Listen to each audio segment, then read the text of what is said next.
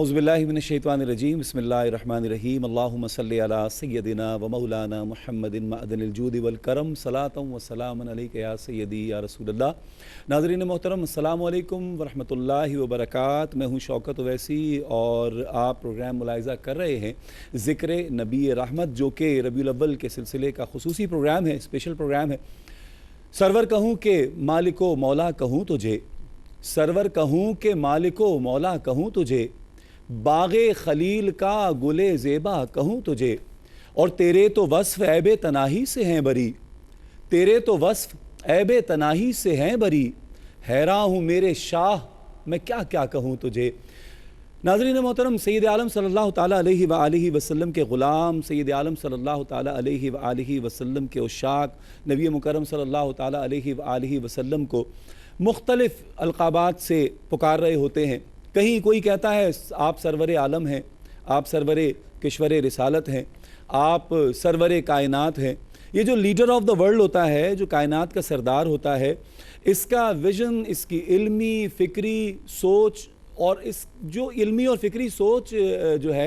ये हैरत अंगेज़ तौर पर बहुत ज़्यादा बुलंद होती है, क्योंकि लीडर ऑफ द वर्ल्ड होता है, कायनात का लीडर होता है, तो फिर विज़न भी कायनात पर उस हस्ती का मुहित होता है। अच्छा, हम सैयद आलम सल्लल्लाहु ताला अलैहि वसल्लम को लीडर ऑफ द वर्ल्ड कहें या कायनात का सरदार कहें, तो ये महज अक़ीदत नहीं है, बल्कि हकीकत है कि अल्लाह रब्बुल ज़ुल जलाल ने सैयद आलम सल्लल्लाहु ताला अलैहि वसल्लम को जो मकाम व मर्तबा और जो अरफ़ा व आला मसनद अता फरमाई, उसका तकाज़ा ये है कि हम आपको सरवर कायनात माने। आज हम इसी पर बात करेंगे कि हुज़ूर सैयद आलम सल्लल्लाहु ताला अलैहि वसल्लम को सरवर आलम कहा जाए, सरवर किश्वर रिसालत कहा जाता है, सरवर आलम कहा जाता है, सरवर कायनात कहा जाता है। तो ये जो सरवर कायनात है, इसकी डेफिनेशन क्या है? ये सरवर कायनात अगर कोई लीडर ऑफ द वर्ल्ड है तो वो उसका विज़न कितना बड़ा है, उसकी फिल्मी और फ़िक्री सलाहियतें किस कदर हैं कि वो लीडर ऑफ द वर्ल्ड कहलाया, सरवर कायनात कहलाया। इस पर हम कलाम करेंगे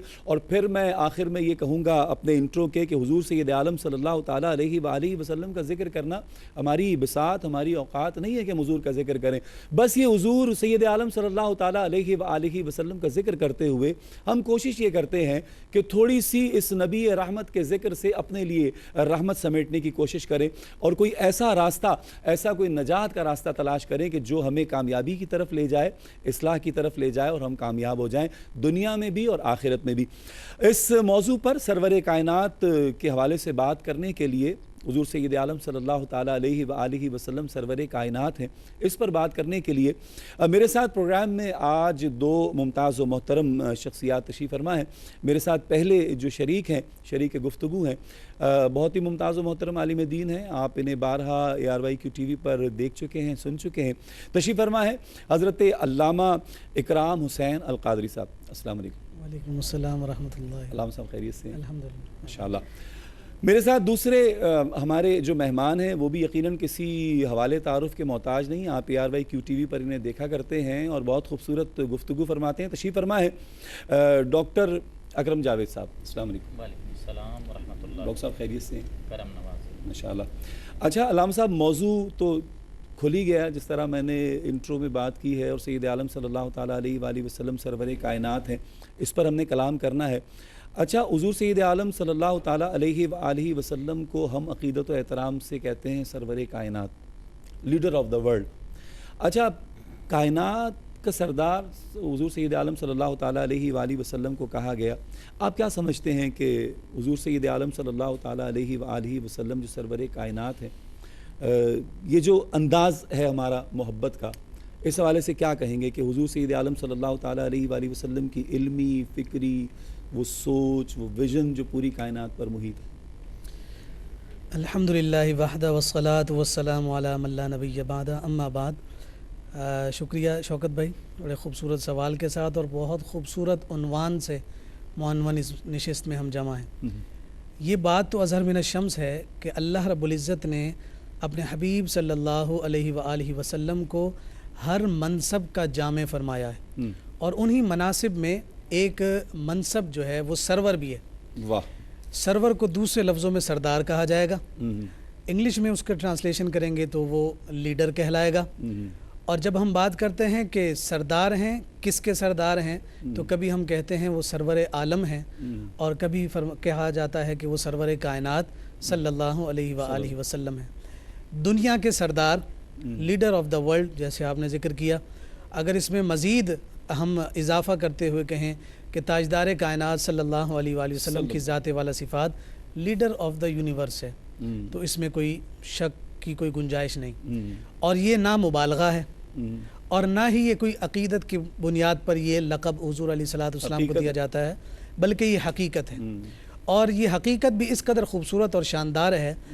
کہ اس لیڈر ہونے کے لیے جو خصوصیات ہیں وہ تو حضور کی ذات میں بدرجہ کمال موجود ہیں، سبحان اللہ، مگر لیڈر آف دا ورلڈ یا لیڈر آف دا یونیورس ہونے کے لیے جن شرائط کو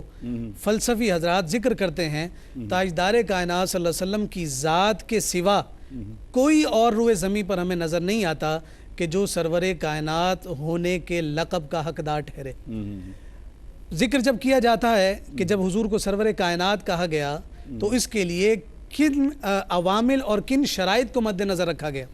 تو حضور علیہ الصلوۃ والسلام کی تعلیمات ہوں، حضور کا لایا ہوا دین ہو، حضور علیہ الصلوۃ والسلام کے معمولات ہوں، حضور علیہ الصلوۃ والسلام کی شریعت ہو، احکامات ہوں، ساری چیزوں کو دیکھا جائے تو سرور کائنات ہونے کے لیے 4 شرائط کا ہونا ضروری ہے۔ اس میں سب سے پہلی یہ ہے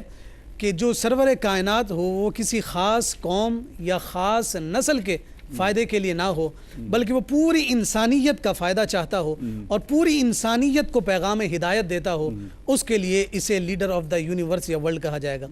دوسرے موقع پر دوسری جو شرط ہے وہ کہی جائے گی کہ ایسے اصول پیش کرنے والی شخصیت، ایسے اصول جس نے پیش کیے ہوں کہ وہ اصول کے جو صرف کسی خاص خطے کے لیے نہ ہوں بلکہ کسی زمانے کے لیے بھی نہ ہوں، بلکہ وہ اصول ایسے ہوں کہ جو ہر ایک کے لیے فائدہ مند اور کارآمد ہوں۔ اسی طرح سے کہا کہ وہ نہ خاص زمانے کے لیے ہیں اور نہ خاص مکان کے لیے ہیں، وہ اصول ایسے ہیں کہ خاص زمانے کے ساتھ بھی منسلک نہیں اور نہ خاص مکان کے ساتھ، بلکہ سرور کائنات کے لقب کے لیے شرط یہ ہے کہ ان کا پیغام آفاقی ہو اور وہ ہمگیریت اختیار کرتا ہو۔ اور چوتھی بات جو کی گئی، کہا کہ جو اصول دیے جائیں وہ صرف اصول نہ ہوں بلکہ وہ عملی طور پر بھی عمل کے لائق اور قابل ہوں۔ تو ہم دیکھتے ہیں کہ یہ جو شخصیت جسے سرور کائنات کہا جاتا ہے، اس شخصیت نے جو اصول دیے ہیں، یہ اصول پر عمل کرتے ہوئے بھی دنیا والوں کو اس اصول پر عمل ہونے کا سلیقہ اور ڈھنگ بھی عطا کیا۔ اچھا، مطلب علامہ صاحب آپ نے جو گفتگو فرمائی تو میں یہ سمجھ پایا کہ رسول اللہ صلی اللہ تعالیٰ علیہ وآلہ وسلم کی نبوت اور بعثت جو ہے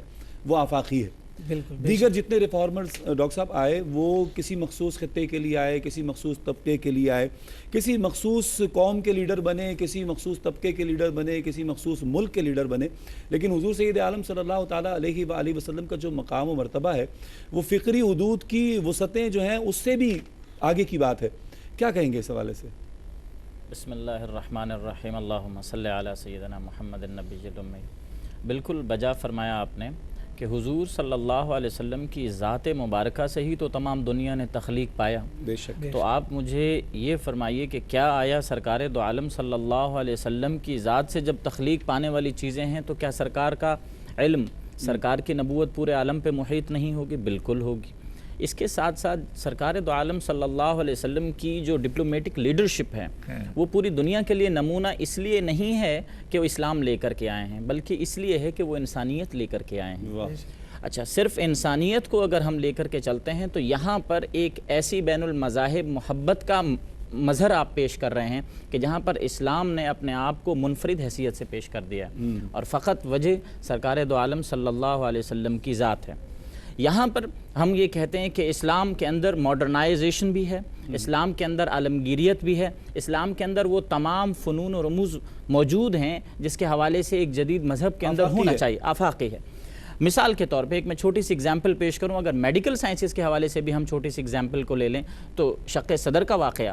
کہ آج کل کا میڈیکل کا جو کارڈیک آپریشن ہے اس قسم کی جدت آج بھی موجود نظر نہیں آتی جو کہ سرکار دو عالم صلی اللہ علیہ وسلم کی شق صدر کے واقعے کے اندر ہوئی۔ تو اتنا کمال اور اتنا وصف سرکار دو عالم صلی اللہ علیہ وسلم کی ذات گرامی میں موجود ہونا یہ کسی کمال سے کم نہیں ہے، اور یہ ہو ہی نہیں سکتا کہ وَرَفَعْنَا لَكَ ذِكْرَكَ، آپ کا ذکر بلند کیا گیا ہو، وَلَكِنْ رَسُولًا رسول اللہ و خاتم النبیین، آپ کے بعد تو کسی نبی نے آنا نہیں ہے، تو آپ پر تمام فنون کو ختم کر دیا گیا، انتہا کر دی گئی۔ سائنس محمد کا پتہ پوچھ رہی ہے، پتہ پوچھ یہ آج جو آپریٹ کرتے ہیں اوپن ہارٹ سرجری ہوتی ہے اور اس پر سب باتیں ہو رہی ہوتی ہیں، اور اس میں بھی ابھی مطلب یہ ہے کہ وہ اپنے آپ کو پرفیکٹ نہیں کر پائے، ابھی تک وہ اندھیرے میں ہیں، تو یہ سید عالم صلی اللہ تعالیٰ علیہ وآلہ وسلم کا ہی اعجاز ہے۔ اچھا علامہ صاحب، سرکار دو عالم صلی اللہ تعالیٰ علیہ وآلہ وسلم، جس طرح ابھی ڈاکٹر صاحب نے گفتگو فرمائی، آپ کی بات مکمل ہو گئی ہے نا؟ جی۔ تو سید عالم صلی اللہ تعالیٰ علیہ وآلہ وسلم کسی مخصوص طبقے کے لیڈر نہیں، اسی حوالے سے میں چاہوں گا تھوڑا سا اس گفتگو میں اضافہ فرمائیے کہ حضور سید عالم صلی اللہ تعالیٰ علیہ وآلہ وسلم کا جو پیغام ہے، نبوت اور بعثت جو ہے وہ آفاقی ہے۔ ڈاکٹر صاحب نے جو بات کی اسی کو اگر میں اضافے کے ساتھ بیان کروں تو یہ ہمارا یہ جو آپ کا سوال ہے یہ بالکل نہ مرج ہوتے ہوئے نظر آئے گا۔ ڈاکٹر صاحب نے کہا کہ تاجدار کائنات صلی اللہ علیہ وسلم کو سرور کائنات جب کہا جاتا ہے اس لیے نہیں کہ وہ اسلام لے کر آئے، ایک وصف تو یہ بھی ہے، لیکن ساتھ ساتھ یہ ہے کہ اس اسلام نے جو انسانیت کا اور ہمدردی کا جو پیغام دیا ہے، آپ کی آفاقی نبوت اور آپ کی نبوت کی ہمگیریت اس کا جامع ہے۔ اب آپ نے جو بات کی کہ کسی خاص رنگ نسل کے ساتھ وہ منسلک نہیں، کسی خاص گروپ کے ساتھ یا کسی کا خاص خطے کے ساتھ، کسی خاص مکان کے ساتھ وہ منسلک نہیں، بلکہ ہر ایک کے لیے تاجدار کائنات صلی اللہ علیہ وسلم کی تعلیمات ہیں، اور حضور علیہ الصلوۃ والسلام کی نبوت کا فیضان ہر ایک کو نصیب ہوتا ہے۔ اس کی ایک چھوٹی سی مثال آپ یوں لے لیجئے کہ تاجدار کائنات صلی اللہ علیہ وسلم کی خدمت میں ایک شخص آتا ہے اور وہ سیاہ فام ہے اور حبشی النسل ہے، اور آ کر عرض کرتا ہے کہ اے اللہ کے نبی، اگر میں آپ کا کلمہ پڑھ لوں تو مجھے کیا ملے گا؟ تو حضور علیہ الصلوۃ والسلام نے اپنی اس نبوت کی ہمگیریت اور کائنات کے سردار ہونے کا فرض عطا کرتے ہوئے ارشاد فرمایا کہ تمہیں بھی وہ کچھ ملے گا جو صدیق اور عمر کو ملے گا، اور تم بھی انہی کے ساتھ پہلی صف میں کندھے سے کندھا ملا کر کھڑے ہوگے۔ یہ وہ ہمگیریت ہے کہ نہ صرف عرب والوں کو ملی بلکہ وہ عجم والوں کو بھی ملی۔ اسی طرح سے خطبہ حجۃ الوداع کے موقع پر دیکھیں، حضور علیہ الصلوۃ والسلام نے فرمایا کہ عربی کو اجمی پر، اجمی کو عربی پر، کالے کو گورے پر، گورے کو کالے پر کوئی فوقیت نہیں، اگر ہے تو کس بات پر؟ ان اکرمکم عند اللہ اتقاکم، کہ صرف تکریم اور بلندی اور سرشاری اسی کو ہے کہ جو تقوی مضبوط ہے۔ اور پھر سیدنا بلال حبشی رضی اللہ تعالیٰ عنہ سے حضور فرمائیں کہ اے بلال، تو کون سا عمل کرتا ہے کہ میں تیرے قدموں کی آہٹ جنت میں اپنے سے آگے سنتا ہوں؟ تو فرمایا یا رسول اللہ، اور عمل تو مجھے یاد نہیں، مگر اتنا ضرور ہے کہ ہمیشہ وضو کے ساتھ رہتا ہوں۔ فرمایا ان اکرمکم عند اللہ اتقاکم، جو بلال کو ملتا ہے وہی عمر کو ملتا ہے، جو صدیق کو ملتا ہے وہی صہیب رومی کو ملتا ہے۔ ٹھیک ہے، اسی پر ایک مختصر سا وقفہ بھی ہے۔ آپ کی گفتگو میں مزہ آ رہا ہے، لیکن چونکہ بریک پر بھی ہم نے جانا ہے، ناظرین محترم، ایک درمیان میں علامہ صاحب کی گفتگو کے اور آپ کے درمیان میں ایک مختصر سا وقفہ حائل ہے، لیکن یہ گفتگو ہے سید عالم صلی اللہ تعالیٰ علیہ وآلہ وسلم کی ذات والا صفات کی رحمتوں کا سفر ہے، یعنی جو اس میں جڑ جائے گا اللہ رب ذوالجلال اسے اپنی رحمتوں کے حصار میں لے لے گا۔ تو مجھے امید ہے کہ آپ سرکار دو عالم صلی اللہ تعالیٰ علیہ وآلہ وسلم کے ذکر کے سفر میں ہمارے ساتھ رہیں گے۔ حاضر ہوتے ہیں ایک مختصر خوش آمدید ناظرین کرام، پروگرام ذکر نبی رحمت۔ اچھا، ایک بات بڑی سمجھنے کی ہے کہ دنیا کے جتنے بھی لیڈرز آئے، جتنے بھی ریفارمرز آئے، وہ جو ان کی جو تعلیمات تھی، جو ان کا میسج تھا، جو ان کا پیغام تھا، وہ ان کے زمانے تک کے لیے تھا یا ایک مخصوص طبقے کے لیے تھا، اور جیسے ہی وہ لیڈر دنیا سے گئے تو ان کی جو تعلیمات ہیں وہ رفتہ رفتہ صفحہ ہستی سے مٹی چلی گئیں یا ختم ہو گئیں یا کسی کو یاد نہ رہیں۔ لیکن میں یہ سوال ڈاکٹر اکرم صاحب سے کروں گا، جاوید اکرم صاحب سے، کہ حضور سید عالم صلی اللہ تعالیٰ علیہ وآلہ وسلم کی ڈاکٹر صاحب جو تعلیمات ہیں وہ حضور کے ظاہری پردے فرمانے کے باوجود بھی رہتی دنیا تک کے لیے تا قیام قیامت کے لیے تمام عالمین کے لیے ایک راہ نجات ہیں، اور لوگ اس سے منور ہو رہے ہیں، اس سے روشنی حاصل کر رہے ہیں۔ کیا کہیں گے اس حوالے سے؟ الحمدللہ، سرکار دو عالم صلی اللہ علیہ وسلم کی ذات گرامی کا معاملہ فقط ایک نبوت تک محدود نہ کیا جائے۔ سرکار دو عالم صلی اللہ علیہ وسلم کو ایک ہمگیر شخصیت کے طور پہ دیکھا جانا چاہیے۔ سرکار دو عالم صلی اللہ علیہ وسلم کو جب کیمبرج میں دیکھا جاتا ہے تو وہ مجبور ہو جاتے ہیں کہ سرکار کا نام ٹاپ آف دا لسٹ لکھیں۔ سرکار دو عالم صلی اللہ علیہ وسلم کو جب ہندو لوگ دیکھتے ہیں تو وہ سرکار سے بہتر کوئی شخص نہیں پاتے اور تعریف کیے بنا رہ نہیں سکتے۔ سرکار کو جب گرو نانک دیکھتا ہے تو وہ تعریف کیے بنا رہ نہیں سکتا۔ تو میں بطور ایک ادنا امتی سرکار کا کیسے رہوں سرکار کی تعریف کیے بنا؟ پھر اگر یہ اتنی ہماگیر شخصیت کچھ علم اور علوم کے ساتھ ہمیں فیضیاب کر رہی ہے تو وہ علوم فقط اس کے نہیں ہیں بلکہ خدا کے ڈائریکٹ عطا کرتا ہے۔ میری ایک ادنا سی جو اس میں رائے ہو سکتی ہے وہ فقط اتنی ہے سرکار کی بڑی شان کے مقابلے میں کہ ان اللہ و ملائکتہ یصلون علی النبی یا ایھا الذین آمنوا صلوا علیہ وسلموا تسلیما۔ اللہ اور اس کے فرشتے سرکار پر درود بھیج رہے ہیں، سلام بھیج رہے ہیں، تعریف کر رہے ہیں، اور یہ قیامت تک ہوتی رہے گی۔ تو خدا قیامت تک تعریف کر رہا ہے، آپ اور میں کون ہیں جو تعریف نہ کریں؟ آپ اور میں کون ہیں جو سرکار کی تعلیمات پر عمل نہ کریں؟ سرکار کی تعلیمات اور ترتیب پر ساری زندگی تا قیامت عمل ہوتا رہے گا۔ اب یہاں پر اگر آپ دیکھتے ہیں کہ سرکار کا اسٹریٹجک پوائنٹ آف ویو کیا تھا، کیا سرکار دو عالم صلی اللہ علیہ وسلم پورے عالم کو اسلام سے منور کرنا چاہتے تھے، یا اسلام کے ذریعے سے پوری دنیا کے اندر فتح یاب کرنا چاہتے تھے، فتح کا پیغام پہنچانا تھا؟ سرکار کا پیغام انسانیت تھا، اور سرکار اسلام کے ذریعے سے وہ عالمگیریت پیغام وہاں تک پہنچانا چاہتے تھے جو اصحاب کے ذمے انہوں نے لگایا کہ آج کیا میں نے اپنا پیغام تم تک پہنچا دیا حجۃ الوداع کے اندر؟ ایسا ہے کہ جیسے ایسا لگتا ہے کہ کسی پر کوئی بوجھ تھا اور اس نے وہ بوجھ اتار کر کے صحابہ کے کاندھوں پر رکھا، اور وہ کاندھا در کاندھا چلتا ہوا آج ہمارے کاندھوں پر آ گیا، اور قیامت تک کے مسلمانوں کے کاندھوں پر چلتا چلا جائے گا۔ تو یہ بوجھ نہیں ہے، یہ اصل میں وہی پیغام ہے جو سرکار نے اپنے پاس سے، اللہ کے پاس سے لا کر کے صحابہ تک چھوڑا، اور صحابہ سے اب صحابہ کے بعد اب ہمارے تک آن پہنچا ہے۔ مجھے یہ بتائیے کہ کیا اسلام کو آپ کسی بھی کمپیریٹیو اسٹڈی میں کسی مذہب سے کم پاتے ہیں؟ کبھی نہیں، بلکہ بہت سارے مذاہب تعلیمات کے حوالے سے اسلام سے یوں کم نظر آتے ہیں کہ ان کے اندر وہ جدت موجود نہیں ہے، وہ کہیں نہ کہیں جا کے خاموش ہو جاتے ہیں۔ ڈاکٹر صاحب کمپیریزن اگر کریں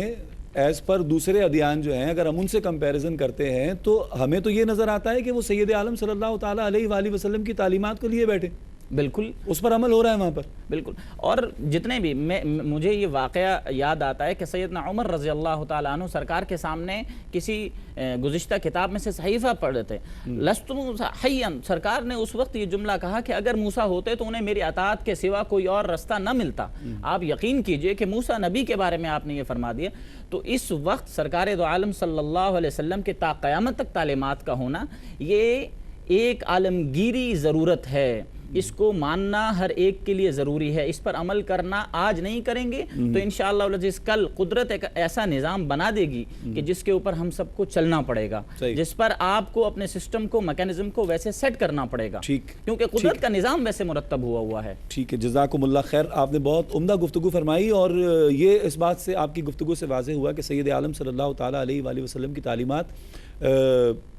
تا قیامت آنے والی جتنی بھی نسلیں ہیں، جتنے بھی دور ہیں، زمانے ہیں، سب کے لیے۔ اچھا علامہ صاحب، قبلہ ڈاکٹر صاحب نے بڑی خوبصورت بات کی کہ قیامت تک کے لیے یہ سلسلہ رہے گا۔ اچھا، ایک ریفارمر وہ ہوتا ہے، ایک رہنما وہ ہوتا ہے جس کی تعلیمات تو ہوتی ہیں، لوگ سنتے بھی ہیں، وہ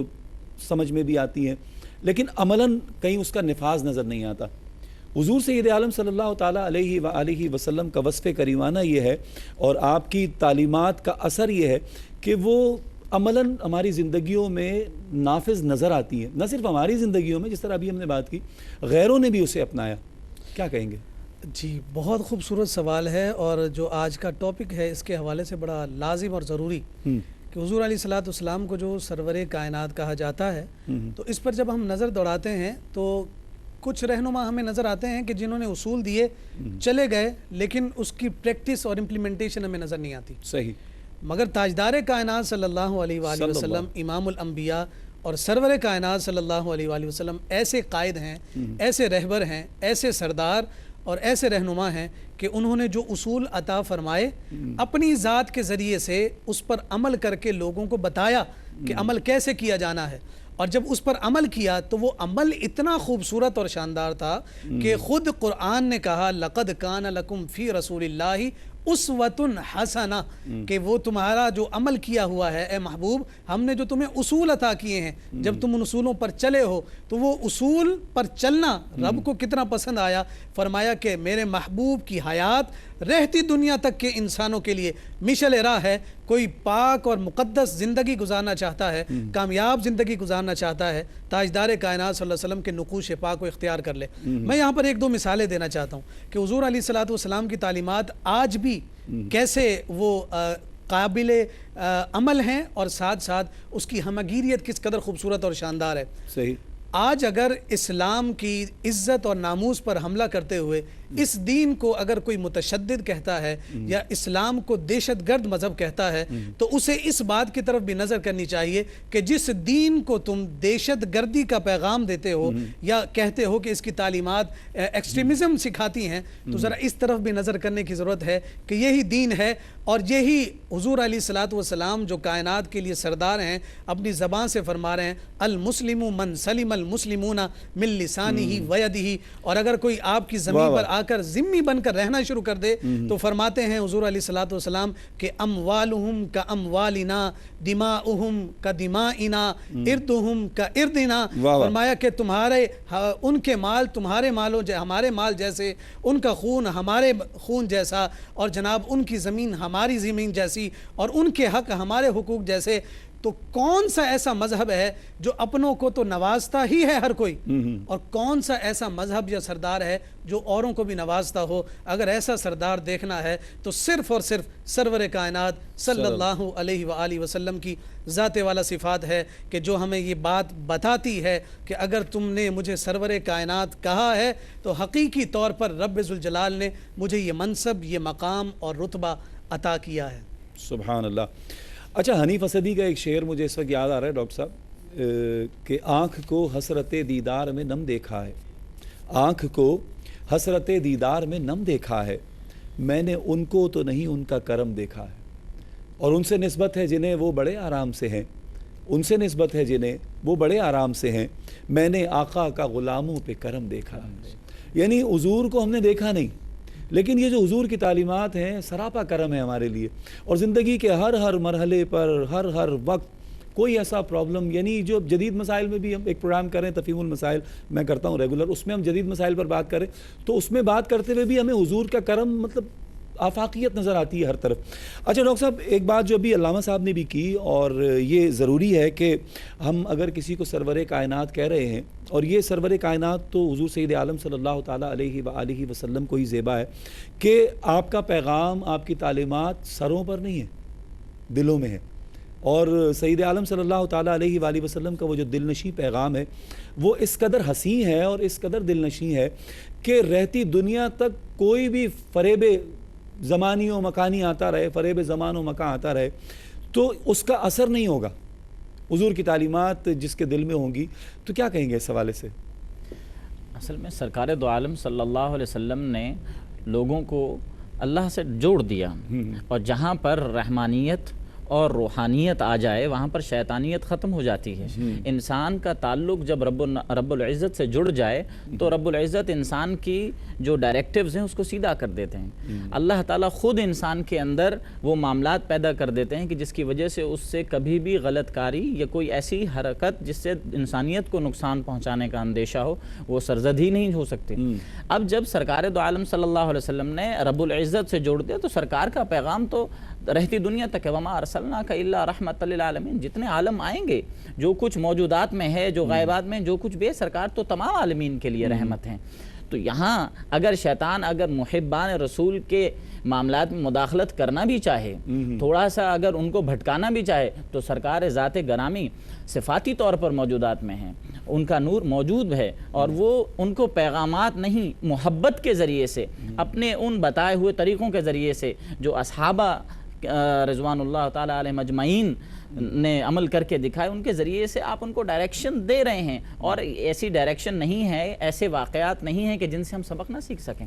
حضرت بلال حبشی رضی اللہ تعالیٰ عنہ کو دیکھ لیجئے کہ ایک غلام کی زندگی نظر آتی ہے، عثمان غنی رضی اللہ تعالیٰ عنہ کو دیکھ لیجئے تو ایک مالدار کی زندگی بھی نظر آتی ہے، عبد الرحمن بن عوف کی زندگی دیکھ لیجئے تو ایک تاجر کی زندگی بھی نظر آتی ہے۔ تو آپ کو اسلام وہ تمام راہیں دکھا رہا ہے جہاں جہاں آپ کو رکاوٹ آ سکتی ہے، اور صحابہ اصحاب النجوم کے وہ طریقے جو سرکار دو عالم صلی اللہ علیہ وسلم نے ان میں پیوست کر دیے تھے وہ ایز اٹ از آپ کو نظر آ رہے ہیں۔ پھر سرکار کی ذات مبارکہ قیامت تک کے لیے رحمت ہیں، صحیح، قیامت تک کے لیے محبت کا سرمایہ ہے۔ سرکار تو اپنے محبت کرنے والوں کو یوں جانتے ہیں، عارفہم تکفی ہمک یغفر ذنبک کثرت الصلاۃ علیہ، جب تم مجھے کثرت سے یاد کرو گے نہ غم ہوگا نہ پریشانی ہوگی۔ عارفہم کثرت الصلاۃ علیہ، جب تم مجھے کثرت سے یاد کرو گے تو میں تمہیں جانوں گا۔ تو مجھے مطلب اس قدر تعلق ہے اس روحانیت کا کہ جس کا کوئی اور کسی مذہب مثال دے ہی نہیں سکتا۔ اسی پر کلام کریں گے انشاءاللہ ڈاکٹر صاحب۔ ایک مختصر سا وقفہ ہے، درمیان میں پھر وقفہ ہے، وقفے پر جانا بھی ہماری مجبوری ہے، لیکن واپس آئیں گے۔ بہت خوبصورت گفتگو ہو رہی ہے، انشاءاللہ اس کو مزید کنٹینیو کریں گے۔ ناظرین محترم، لب سے جب نام محمد کو نکلتے دیکھا، لب سے جب نام محمد کو نکلتے دیکھا، میں نے ہر بار مقدر کو بدلتے دیکھا۔ حاضر ہوتے ہیں ایک مختصر سے وقفے کے بعد۔ خوش آمدید ناظرین کرام، پروگرام ذکر نبی رحمت، سرکار دو عالم صلی اللہ تعالیٰ علیہ وآلہ وسلم کے ذکر پر نور سے رحمت سمیٹتے ہوئے ہم آج سرور کائنات کے حوالے سے بات کر رہے ہیں۔ حضور سید عالم صلی اللہ تعالیٰ علیہ وآلہ وسلم سرور کائنات ہیں۔ اچھا علامہ صاحب، اگر میں یہ کہوں، آپ دونوں احباب کی گفتگو سے اپنے لیے اگر کچھ سمیٹوں تو مجھے یہ سمجھ میں آتا ہے کہ گویا کہ تمامی انبیاء کرام کی جو تعلیمات ہیں وہ سب حضور سید عالم صلی اللہ تعالیٰ علیہ وآلہ وسلم کی تعلیمات میں نظر آتی ہیں۔ گویا کہ حضور کی تعلیمات کے لیے سارے عالمین محتاج ہیں، حضور صلی اللہ علیہ وسلم کی تعلیمات جو ہم تک پہنچی۔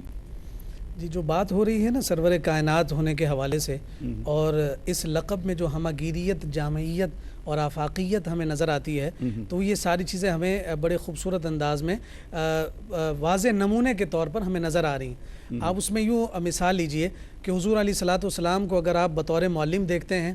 تو آپ ایسے معلم ہیں کہ آپ جیسا کوئی اور معلم نہیں۔ اگر آپ کو مبلغ دیکھتے ہیں تو آپ جیسا مبلغ کوئی نہیں۔ مزکی دیکھتے ہیں، مصلح دیکھتے ہیں، مربی دیکھتے ہیں، آپ جیسے چیف آف آرمی اسٹاف حضور جیسا کوئی نہیں، چیف آف جسٹس حضور جیسا کوئی نہیں، آپ سے زیادہ بڑھ کر عدل کرنے والا کوئی نہیں۔ اللہ، تو ہر چیز میں حضور علیہ السلام، میری بیٹی فاطمہ اگر اس جگہ ہوتی تو اس کا بھی میں، بالکل ایسی کئی مثالیں ہم دے سکتے ہیں۔ میں یہاں پر ایک نقطے کی طرف اشارہ کرنا چاہتا ہوں، اور اگر وہ ہمیں سمجھ آ جائے تو آج کے معاشرے میں جو ہمارے ہاں فرقہ واریت کی جو وبا ہے نا وہ ختم ہو جائے۔ دیگر ادیان اور دیگر مذاہب کے ماننے والے ہوں یا اس سے قبل تاجدار کائنات صلی اللہ علیہ وسلم سے قبل جو نبی اور رسول آئے اور اللہ رب العزت نے انہیں جو ہے شریعت عطا فرمائی، تو ان تمام کی تعلیمات، یعنی تمام نبیوں اور رسولوں کی تعلیمات اور حضور علیہ الصلوۃ والسلام کی تعلیمات میں کچھ چیزیں مشترک ہیں، اور ان چیزوں کے مشترک ہونے میں دو پوائنٹس ایسے ہیں کہ ایک پوائنٹ کو ترک کرنے کا حکم ہر ایک نے دیا اور ایک چیز کو اختیار کرنے کا حکم ہر ایک نے دیا۔ اب اس میں آپ یہ دیکھیے کہ جس چیز کو ترک کرنے کا حکم دیا اسے ہم ڈینوٹ کرتے ہیں رد شرک کے ذریعے سے، اور جس چیز کو پیغام دیا تو اس کے بارے میں کہا گیا کہ دعوت توحید اور رد شرک ہر نبی اور رسول کی تبلیغ اور تعلیم میں شامل تھی، مگر جیسا کہ ہم نے شروع میں بھی بات کی کہ جو وہ زمانہ گزرتا گیا تو وہ تعلیمات ختم ہوتی رہیں۔ دعوت توحید اور رد شرک ہر ایک میں موجود تھا، تو حضور علیہ الصلوۃ والسلام کی تعلیمات میں بھی اور رب کے ساتھ تعلق جوڑنے میں بھی یہ دونوں بنیادی اجزاء تھے، دعوت توحید اور رد شرک۔ ان دونوں کی امپلیمنٹیشن بھی حضور علیہ الصلوۃ والسلام نے اپنی تعلیمات کے ذریعے سے ایسی کامل اور اکمل فرمائی ہیں کہ اب اس پر کوئی سوالیہ نشان نہیں لگ سکتا۔ دعوت توحید کے حوالے سے اگر ہم دیکھیں تو اللہ کی وحدانیت، اس کی ربوبیت، اس کے پاک اور اس کے مصفہ اور اس کے حقیقی رب اور خالق ہونے کا جو پیغام قرآن کی صورت میں ہمیں ملا، تو وہ اس قدر یوں سمجھیے کہ محفوظ اور جامع ہوا کہ فرمایا اِنَّا نَحْنُ نَزَّلْنَا الذِّكْرَ وَإِنَّا لَهُ لَحَافِظُونَ، اس کو ہم نے نازل بھی کیا ہے اور اس کو ہم نے حفاظت بھی عطا کی ہے، اس میں جو کچھ کر لو کوئی تبدیلی نہیں ہو سکتی۔ اور جو دوسرا نقطہ اور پوائنٹ تھا رد شرک، کہ شرک کا رد، کہ رب کے سوا کسی کو نہیں ماننا، رب کے سوا کسی کو خالق نہیں کہنا، رب کے سوا کسی کی عبادت نہیں کرنی، یہ رد شرک تھا۔ ہر نبی اور رسول کہتا رہا، مگر جب وہ نبی یا رسول چلے جاتے تھے تو کوئی جناب اونٹنی کے بچے کو جو ہے نا پوجنے لگ جاتے، کوئی جناب درختوں کی پرستش کرنے لگ جاتے، کوئی کسی بھی صورت میں رب کے ساتھ کسی کو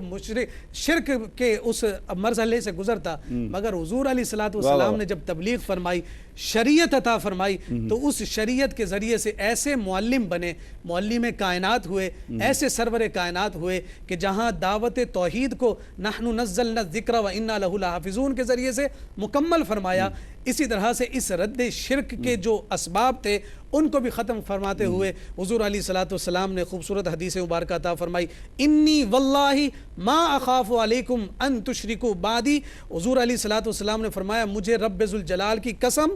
کہ میرے جانے کے بعد مجھے تم سے شرک کا خوف نہیں ہے۔ اور جب حضور علیہ الصلوۃ والسلام نے اس بات کا اعلان فرما دیا کہ میری امت میں نہ کوئی توحید سے ہٹ سکتا ہے، میری امت کا قرآن اور کتاب نہ تبدیل ہو سکتی ہے، اور نہ ہی میری امت اور امتوں کی طرح شرک میں مبتلا ہو سکتی ہے، اس لیے حضور علیہ الصلوۃ والسلام مبلغ کے طور پر بھی، معلم کے طور پر بھی ایسے کامل اور اکمل ہیں، اور آپ علیہ الصلوۃ والسلام کی ذات والا صفات اور آپ کی شخصیت سے نکلنے والے فیضان کی وہ یوں شعائیں جو ہیں وہ تا قیام قیامت مسلمانوں کو بلکہ پوری انسانیت کو ایک فیض عطا کرتے ہوئے نظر آتا ہے، راستہ نظر آتا رہے گا، اندھیرے میں گم ہو جائیں گے۔ میں بالکل آپ کی طرف ہی آ رہا ہوں، اور علامہ صاحب نے تھوڑا سا اور بھی میرے لیے اس بات سے آسان کر دیا ہے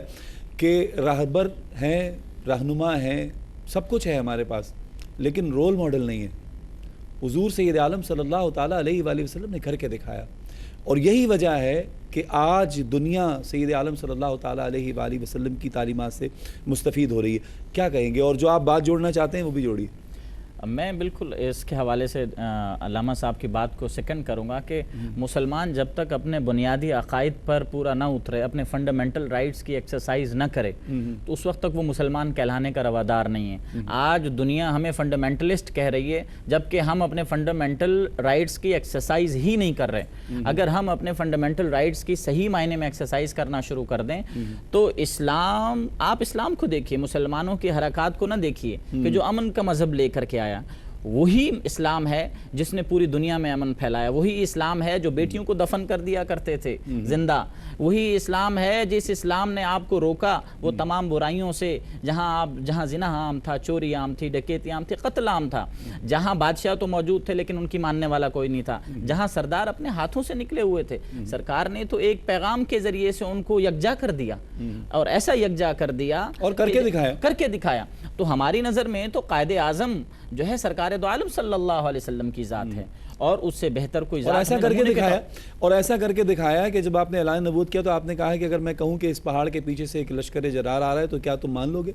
تو یہ حضور سید عالم صلی اللہ، اسی وجہ سے جب وہاں پر یہ کہا گیا تھا کہ آپ نے نبوت کا دعویٰ کیا ہے، تو اور نبی جب نبوت کا دعویٰ کرتے تھے تو اس وقت کے لوگ اور ان کی قوم کہتی تھی کہ نبوت پر دلیل دو،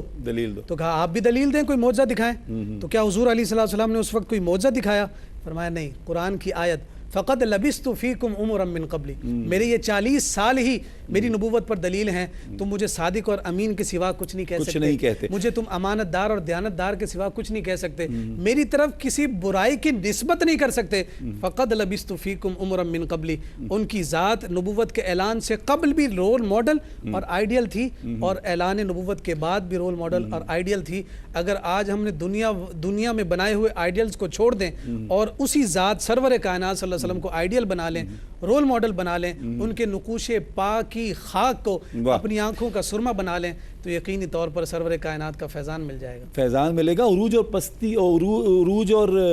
اللہ کی رحمتیں ہمارے ساتھ ہوں گی، ذلت و پستی سے بچ جائیں گے۔ یہ جو گڑھوں ذلت کی گڑھے میں جو مسلمان گر رہا ہے تو وہ صرف اس کی وجہ یہ ہے کہ حضور کی تعلیمات سے دوری ہے۔ اچھا، اسی آپ کی بات پر ہم اختتام کی طرف بھی جائیں گے، اور ڈاکٹر صاحب پیغام بھی یہیں سے نکلتا ہے علامہ صاحب کی بات سے کہ یہ جو حضور سید عالم صلی اللہ تعالیٰ علیہ وآلہ وسلم کی تعلیمات سے دوری ہے،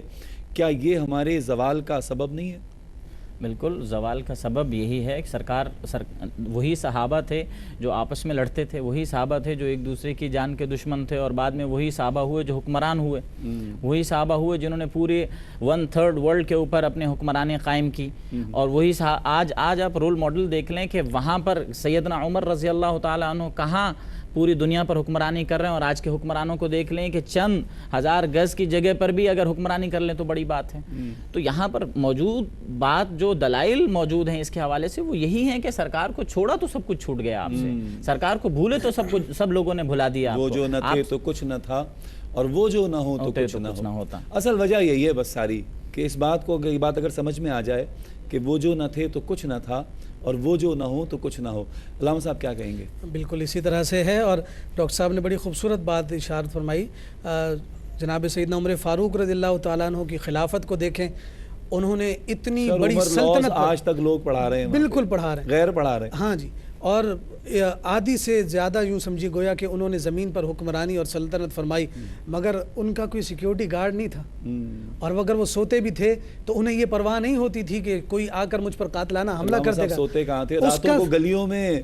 پہرے دینا خود جاتے تھے، اس کا ہر سبب گھر کے یہی ہے، دروازے سے اس کا کان سبب لگا یہی کر ہے سن رہے ہیں، کوئی پریشان تو نہیں ہے. اس کا سبب یہی ہے کہ جو ان پر فرض تھا وہ انہوں نے ادا کیا، اور جو لوگوں کا حق تھا انہوں نے وہ لوگوں کو ان کا حق دیا، اس لیے کوئی ان کا دشمن نہ ہو سکا. اور جب فلسطین کو فتح کرنے کے بعد آپ واپس مدینہ منورہ تشریف لے جانے لگے تو جو کچھ انہیں بارگاہ مصطفیٰ سے ملا تھا اور بارگاہ مصطفیٰ سے ملنے سے قبل جو ان کی حیثیت تھی، جب وہ سامنے آئی اور ایک مقام پر رکے اور رونے لگ گئے تو صحابہ نے پوچھا کہ اے عمر، تمہیں روتے ہوئے کبھی نہیں دیکھا، امیر المومنین ہو، اتنے بڑی بڑی جنگیں کی ہیں، بڑے بڑے بہادروں کو تم نے اپنے ہاتھوں سے ان کے سر تن سے جدا کیے ہیں، اور اتنے سخت جان اور سخت دل ہو، کبھی تمہاری آنکھوں میں آنسو نہیں دیکھے، آج کیوں روتے ہو؟ تو سیدنا عمر بن خطاب رضی اللہ تعالیٰ عنہ فرماتے ہیں کہ اس کا سبب یہ ہے کہ میں جب چھوٹا تھا تو میں اپنے والد خطاب کے ساتھ اس مقام سے گزرا تھا. میرے والد کے پاس 5 اونٹ تھے اور وہ کہتے تھے کہ انہیں سیدھا قطار میں کھڑا کرو. میں سیدھا پہلے کو کرتا تھا تو آخری ٹیڑھا ہو جاتا، آخری کو سیدھا کرتا تو سیدھا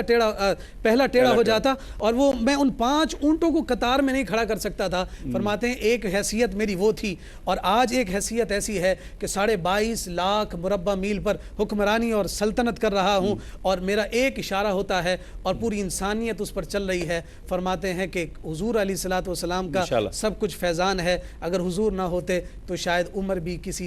کہیں جو ہے اندھیر اور ظلمت کے گڑھے میں گرا ہوا ہوتا. واہ، علامہ صاحب بہت شکریہ. ڈاکٹر صاحب آپ کا بھی بہت شکریہ. وقت نہیں ہے، میں ہر پروگرام میں یہ کہتا ہوں کہ حضور پر بات کرنے بیٹھیں تو پھر بڑا طویل وقت درکار ہے، اور وہ طویل وقت بھی کافی نہیں ہوگا سید عالم صلی اللہ تعالیٰ علیہ وآلہ وسلم کی بات کرنے کے لیے. ناظرین محترم، آخر میں صرف یہ کہوں گا کہ ذکر نبی رحمت پروگرام آپ دیکھ رہے ہیں، سن رہے ہیں، حضور کی تعلیمات کی بات ہوتی ہے. سرور کائنات ہیں آپ، افضل الانبیاء ہیں آپ، رحمت عالم ہیں آپ، انسان کامل ہیں، سب کچھ ہیں. میں صرف یہ کہتا ہوں کہ کیا ہم سید عالم صلی اللہ تعالیٰ علیہ وآلہ وسلم کی تعلیمات کو اپنی عملی زندگی پر کیا اس کا امپلیمنٹ کرتے ہوئے کہیں نظر آ رہے ہیں؟ کیا جو حضور کی رحمت، جو رحمت بری زندگی ہے اس سے جو رحمت مل رہی ہے، کیا ہم اپنے گھروں میں لوگوں کے لیے رحمت ہیں یا نہیں ہیں؟ بس اس پر غور کرنا ہے کہ سید عالم صلی اللہ تعالیٰ علیہ وآلہ وسلم کی تعلیمات، آپ کے ذکر کی روشنی ہماری زندگیوں میں کتنی ہے. اگر اس پر غور ہو گیا تو یقین جانیے ہماری زندگی سنور جائے گی، اور یہ زندگی بھی سنورے گی انشاءاللہ، اور میدان محشر میں بھی پھر ہمیں کوئی رسوائی اور